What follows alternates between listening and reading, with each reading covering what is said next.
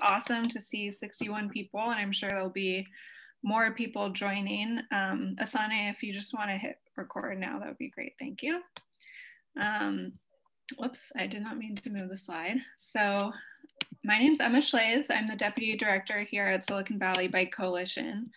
I also wanted to introduce the other staff that we have, but before that, just to let you all know, this will be recorded. And the slideshow will also be sent out, so don't worry about taking detailed notes. You'll be able to refer back to it later. And we'll be sharing this online as well, the recording. If you know how to do this, we want you to rename your Zoom name. So you click on your picture, there's 3 little dots, and you can rename yourself and add your city, as well as your preferred pronouns. So we will be using your city later to sort you into breakout rooms if you can't self-select, but ideally you'll be able to do that. But also just helps to know who's here, and that would be great. We'll get to this in a moment, but I will now turn it over to Shiloh to introduce herself and then pass it on to the other staff. Hi all, my name is Shiloh Ballard, and I get to run the Bike Coalition and work with the great other staff that you're going to get introduced to right now. So I'll pass it on to Sandhya. Hi everyone, my name is Sandhya and I'm the San Mateo County Advocate here. And I'm going to pass it on to my counterpart, John. Good evening, everyone. John Cordes here. I'm the Santa Clara County Advocate for the Silicon Valley Bicycle Coalition. And Asane, yeah, you want to go ahead? Yeah. Hi, everybody. So glad to see so many familiar faces. My name is Asane. I am the Deputy Director covering things like membership, communications, events, and development. And I'll pass it on to Tim, who's here as well.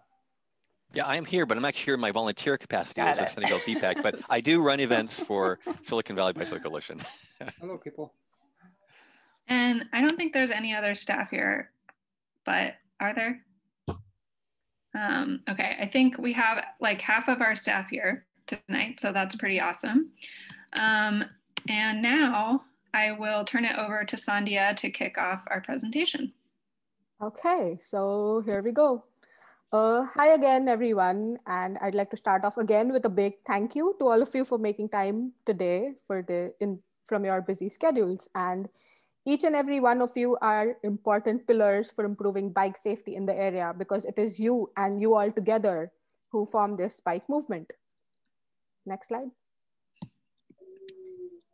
I'm going to quickly run us through the agenda for tonight. So we'll start off with introductions. So while I go through the rest of the agenda, why don't you all start putting stuff in the chat? Like you can write your name, the city you belong to, and a favorite type of pie. Just getting prepped up for the holiday. And then after this, we'll be going through a presentation where we'll cover the policy agenda, what exactly is a local team, and how we're going to create work plans in our local team. Then we'll have a 10-minute transition time to break out into local team meetings. And then 7 to 8 p.m. will be in our breakout rooms with our respective local teams, where we might begin with like an icebreaker where you introduce yourself, get to know each other, who are the bike advocates in the area, put together a work plan, and assign roles like a note taker, a greeter, a social media person. And I'm just going to go through a few people who have put them. So we have Lauren from Sunnyvale, and her favorite is pumpkin pie. There is Tori in San Jose, and their favorite is key lime pie. Then there is Katie. Katie said banana, and of course, all of us know how much Shiloh loves bananas. No, yeah. Then we have Kevin from Palo Alto, who loves chocolate pie. Then John from San Jose, pecan pie, and lots and lots and lots of more people. Thank you all for being here tonight. Next slide. So I'd like to start off with some meeting guidelines, or say group agreements.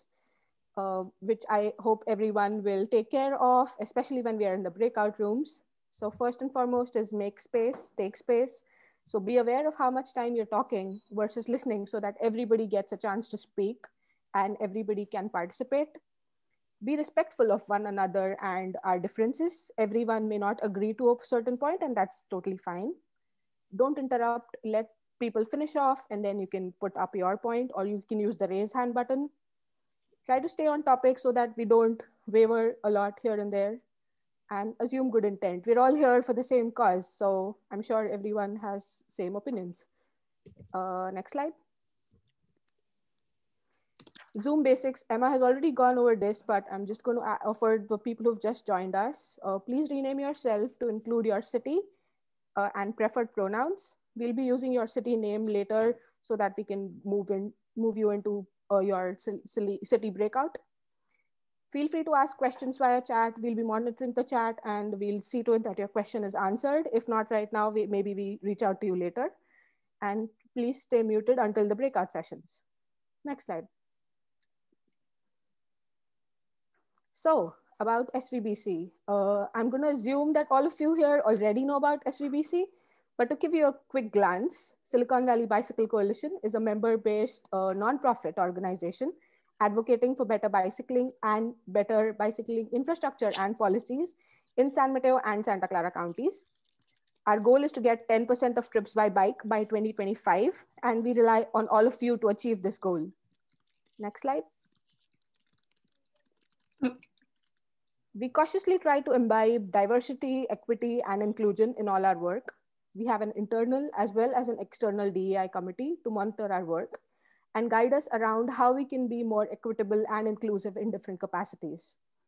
You can read more about our efforts on our website. I'd like to add that we're still learning and growing as we progress. And if you have any suggestions on how we can improve, we're all interested to hear. Next slide. We have two branches of how we work, people and places. On the people front, we have our programs and events team that works around organizing workshops and events to make it more comfortable for people who ride. And on the places front, it is our advocacy team working with cities, agencies, and consultants to work for better infrastructure and policies to make the streets safer for biking. Next slide. We have three primary branches of advocacy. On the advocacy side, first and foremost, we have the staff. So for many day-to-day decisions, as well as the important task of relationship building, our advocacy staff are the appropriate players. Next, we have the local teams, that is you all. So for local issues, we have our local teams who focus on advocating for what projects the city should be working on, what policies the city should vote on, and etc. And lastly, we have our policy advisory committee. So for any regional issues or positions that affect our organization or our work as a whole, we turn to our policy advisory committee. This group consists of members of our board of directors and also representatives from our local teams. Next slide. So after COVID struck, we conducted a survey to understand change in habits with respect to travel and how people are getting around. One question was around what people want to see continued after things get back to normal. And this is what we heard. Fewer cars, lesser traffic, more walking, more biking, slow streets, reduced air and noise pollution. So we're trying to imbibe all these feelings into our goals and campaigns to try and go as far as we can. If you haven't already, do take this survey to let us know what you think. And with that said, I'm going to pass this on back to our Deputy Director, Emma, who will lead us through SVBC's policy agenda. Thanks, Sandhya.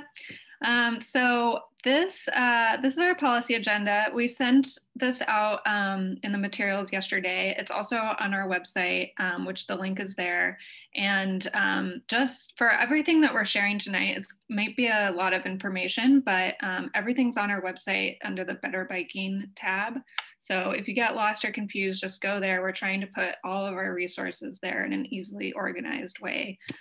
So please let us know if you have tips on that organization. But we've been working on this policy agenda over the past year or so, and the goal is to have a menu of identified policies that local teams can choose to work on. And this is like a resource base for you all to support these overarching strategies and goals. So again, like go to the website. That's meant to be a one-stop shop, and we're continually adding new resources and fact sheets, as well as links like outside. So we have a list of all the cities with like links to their bike and pedestrian plans, links to their Vision Zero plans if they have one. So we just want to have all the information there. And then the other thing I'll note is that this policy agenda is meant to be a living document. Like it's not done, it's not ever going to be like, this is the end all be all of bike policies, but we did want to just set out some broad categories with specific campaigns that can help you guys just focus on things to take on and to tackle. And we also will be following up to this meeting with a survey to just get a little more information from you of like what you think about this, what's missing, and we can add to it over time. And next slide. So the four categories, some of this is work that we've been doing for years. And one of that is Vision Zero. So Vision Zero, for those who aren't aware of it, is the goal to have zero traffic fatalities and major injuries on the road. And that's everywhere in San Mateo and Santa Clara counties. So some cities already have a Vision Zero policy and goal, or some cities have a Vision Zero plan, but not everywhere has that. And the reason why this is important is it sets out, it prioritizes that within a city, that safety is really important on the roads, and can dedicate funding and other efforts within a city to tackle that. So that's one major category. And if you go to the website or look at the document we sent out, there's more details under each of these overhead categories. So the second major category is low stress bike networks. We know that more people will bike when they feel safe and comfortable on the streets. And we know from lots of research, polling data locally and around the country, that people prefer trails and protected bike lanes. Also, bike boulevards are really important, but we just want to make sure that people feel comfortable, low stress, and that involves having these networks throughout cities in our region. And there's lots of things that could go under that. So we list some of those here, some I just mentioned. Also being able to cross the major barriers, to connect to different places. Slow streets would fall under that. And there's more things that you'll find in the document. And then green transportation, this is a really broad category, but we've found that a lot of people use different modes to get around. It's not just about the bike. You're also getting on Caltrain. You might be taking your bike on the bus. You might be using bike share. But all in all, we just want to create this sustainable transportation environment throughout the valley. And so there's a lot of things that fall under that. And then finally, we know that you can't all bike to work or bike to the grocery store unless you live in places where it's easy to bike. So if you're living in Modesto and commuting to the Bay Area for work, you're probably not gonna bike to work. But if you can live and work in a smaller geographic area, there's services nearby, then you're more likely to be able to bike. So that is also another broad category of work that we'd like to focus on. And yeah, like I said, more information about this is in the document that we sent out and on the website. So please go to that. And I think we're gonna do a quick poll. I know that was a very high level overview, but there'll be plenty of time to dig into that over this year. And let me find, where is the poll information? There it is. We're seeing it. You are? I launched it. Oh, yeah, cool. It's up for me. Thank you.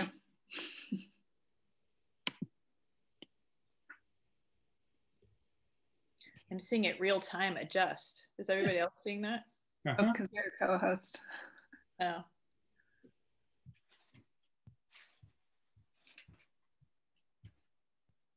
It's like it's a battle between Safe Streets / Vision Zero and low stress bike networks.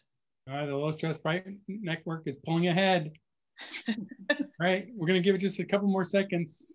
3, 2, 1, ending the poll. There's the results, everybody. So everybody is here already, wants to be able to get around. Very cool. Well, thank you guys. Oh, sorry. There's a question about what's the difference between low stress bike networks and Safe Streets for All. Oh, Andrew, did you just join? I don't know if I just went over those different categories. Well, basically, Safe Streets for All is focused specifically on reducing collisions and major fatalities and major injuries. That relates to low stress bike networks, but it's just a different focus. There's definitely overlap among all 4 of these categories. Okay, moving on, I'm now going to turn it over to John. You know, Emma, I was going to say just on that poll, something that's interesting, our public opinion research kind of underscores this because stress and ease of use was one of those things that popped for people when they were saying, what causes people to choose the transportation mode that they choose? And low stress was one of them. All right, thank you, Emma, and thank you, Shiloh. So I'm going to be covering the tips and tricks and how we're actually transitioning the local teams. We sent out quite a bit of material, as was already mentioned. This is one of them, the Advocacy Guidelines. So I'm going to give a quick overview of a few of these. Next slide, please. Oh, sorry. Thanks. You don't want to, sorry, did you go over this one though? Okay, I will cover it in more detail. So we're sending out 4 documents to everybody. This is one of the 4. The Advocacy Guidelines are a lot of tips and tricks and information you need to make smart decisions about how to advocate for projects and structures. You can see we broke it into quite a few different chapters to talk about examples of advocacy. But it's mostly the basic groundwork for getting into setting up your campaigns and making your campaign successful. Okay, next slide, please. All right, so one of the other things we're going to share with all the teams is what we're calling the local team toolkit. This is going to be the basics of how to set up and maintain your teams and how we're going to set up the relationship between the teams and some of the materials we're providing you to help you be successful. So it's things like, you know, different ways you can recruit new team members, what an sample meeting agenda might look like. We provide an example of our campaign goal template, different ideas for engaging with community members, examples of meeting minutes and note-taking, how to take positions, sample letters. So this is all, again, all just stuff to help you move forward. Go ahead, that's fine, on to the next page. You can see the URLs are on the bottom of these, so if you want them in more detail, you can get there.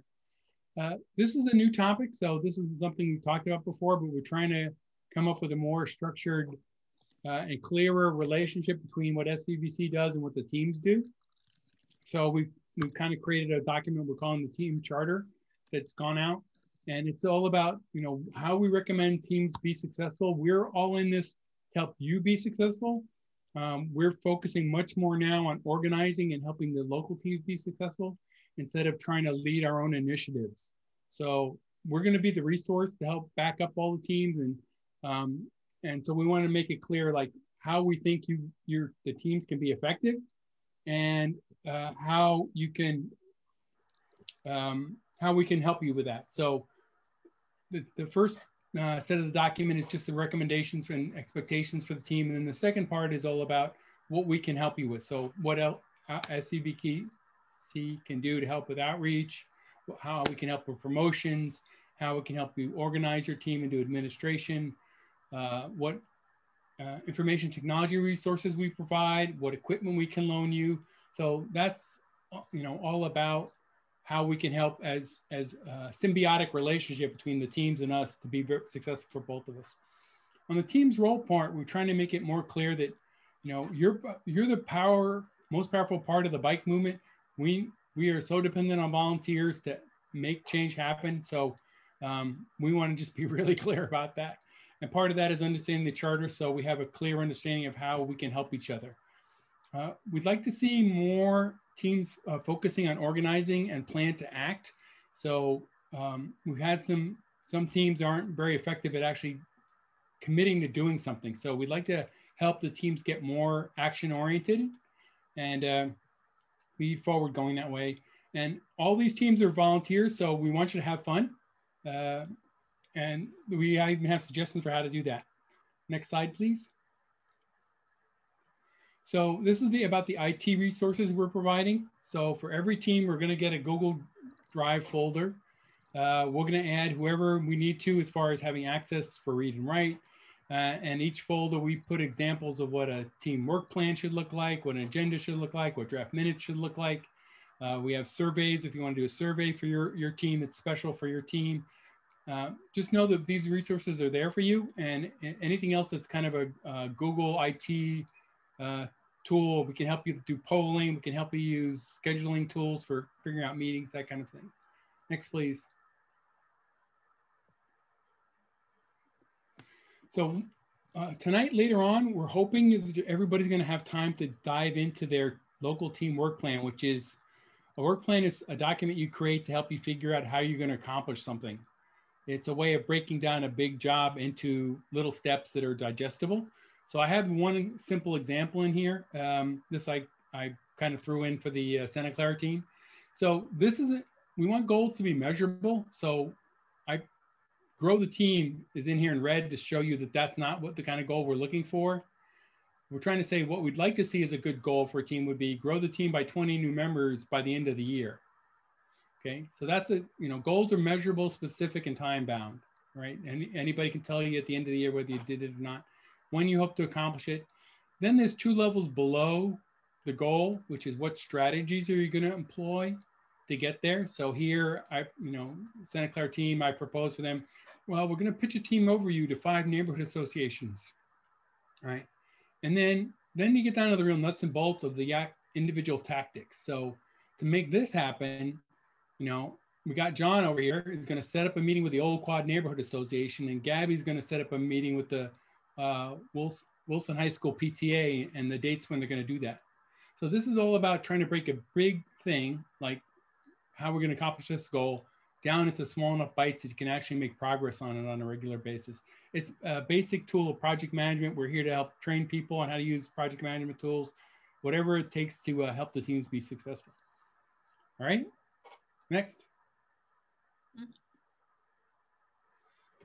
So going forward, we promised that one of the things we're doing with this change is we're going to be doing a lot more education of local teams.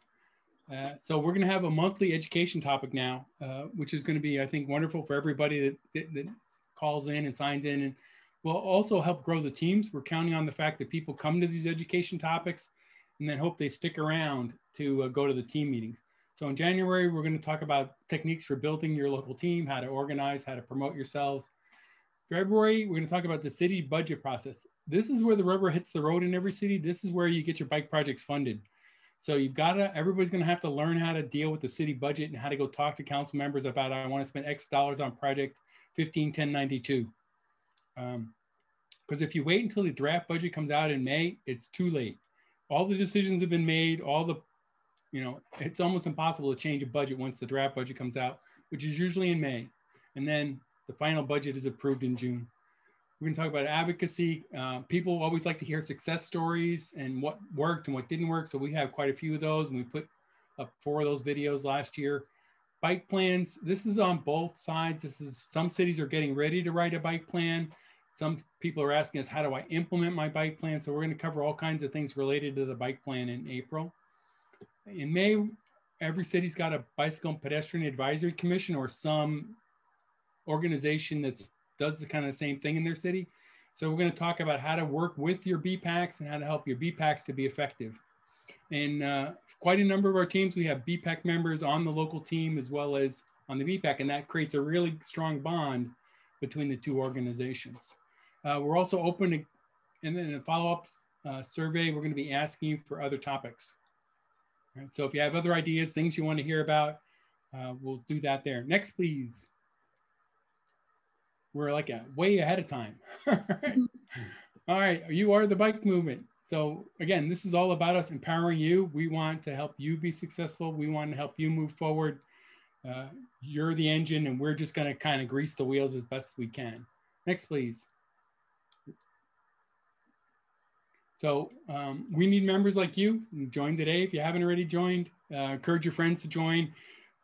Everything we do is dependent on how many people we can engage with, how many members we have, how many people we can get to write a letter to City Council. So every team is going to have a goal. We hope every team adopts a goal of trying to grow their local team. We need, we need to be able to turn out 50 people to a City Council meeting, or send in letters, or call in emails. We need people that are willing to go meet with their council members. It's strength in numbers. It's simply that. And we'll talk about different points along the way of, how do you do basic recruiting? How do you do enrollment? How do you do the leadership development to get people to take on and lead specific projects on the different teams? Next, please. All right, so I'm not going to hand it off to Sanja. Sanja's going to talk about how, for the next few minutes, how we're going to do the second half of this meeting, which we plan to start at 7 p.m. I don't know if we're going to try and... Actually, yeah, John, before we go on to that, I think we should ask if questions. Any questions, yeah. Yeah, I think now would be a good time before we move on to ask for questions. So should be a raise hand icon. If you or just enter in the chat. Yeah, okay, that'll work too. Yeah, so there has been a few questions about the budget process. I think we're gonna maybe move that topic up to January since things are really starting now or starting soon. So it would be a good idea as a homework assignment to look into your city process of, just how that works, because every city is gonna be a little different. And there's usually a goal setting session on council. Sometimes it's a retreat, sometimes it's a meeting. John, do you have anything else to add on that? Yeah, I have a couple of things. And at least 3 of the cities that we have local teams, even before or kind of in parallel with the budget setting, there's a strategic goal setting process, usually in January. So again, if your city doesn't have Vision Zero plan, if you can get improving safety to be one of the strategic goals this year, then it gets a lot more clout with staff when they go to figure out the budget. So, pay attention to if your city has a strategic goal or strategic priorities or some kind of strategic thing they do in January, which is usually when it occurs, right, to set their agenda for the coming year, to set the priorities, what they want to work on, what they want to accomplish. That is a great time to have your first conversation with a council member and say, hey, make safety important, right? So that's an example. So, and then parallel to that, we're going to have the whole training on how to do the budget updates and the budget process. And that starts by knowing the basics, right? What has been in your city's budget in the past? We'll have to, I have a few minutes, so. Budgets are a complicated beast because they're accounting, right? So there's where the city gets its money, which is usually grants, where the city kind of holds its money, which is in funds, and then finally money comes out of the city as expenditures when they finally reimburse people for spending things. So it makes it very challenging to figure out how much the city is spending and where they're spending it. On the plus side, we have a intern who's working with us, Lauren, I don't know if she's on tonight, helping us do a first crack at understanding every city's budget. So we will have information to help you get started, kind of where we think we are. And we're going to run all those numbers by the city staff to make sure that we're on the same page. What you'll find out that's very disappointing is cities spend the least amount of their own money that they possibly can on bicycle and pedestrian infrastructure for the most part. They only spend what they make in grants. And if you look at how much implementing your bike plan would cost, like Sunnyvale just updated their bike plan, and they say it would take $80 million to implement it. And you're lucky if they spend $400K or $1 million a year. So in other words, it would take 80 years, right, to build everything that they put in the bike plan. So one of our simple asks we're telling everybody is get your city council to commit to build their bike plan in 10 years, right? And then they got to go figure out where they're going to get the money to do that. So that's a simple ask. That's an example. But we're going to talk about all these different categories of where money comes from and where it goes and how to advocate for it. The cities are all pretty good at knowing how to apply for grants. So we're not going to spend any time covering grant applications. We have a list of all the places, but every city has that same list and every city applies for pretty much every grant they can. But then it's really going to come to, yes?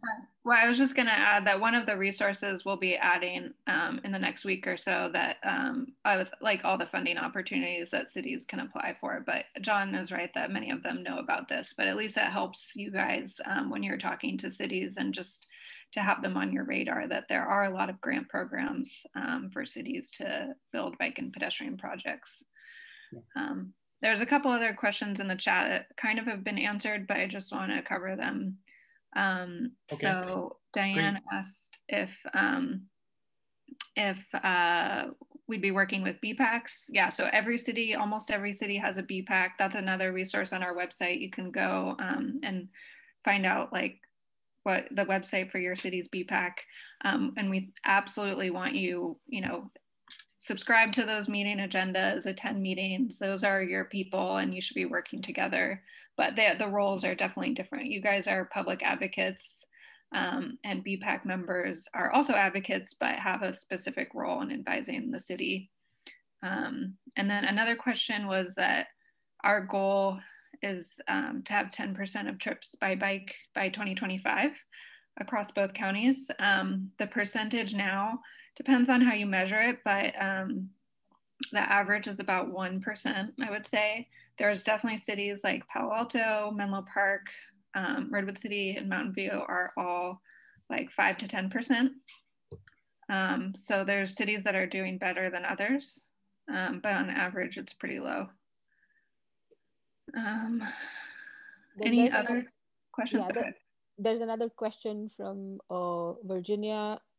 She's saying that she lives in Milpitas, so which team breakout can she join?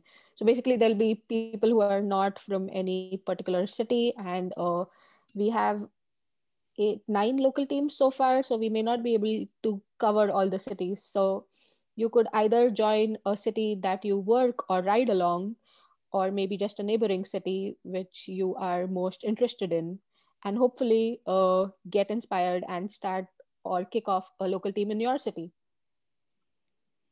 Yeah, thank you, Sandhya. And also, I just want to emphasize again, like normally pre-COVID, these teams, you guys would be meeting individually in cities, and it would be great because you're meeting in person, but I just think it's really cool to have all 83 of you here, like across different cities, and you don't always get that opportunity to meet your counterparts.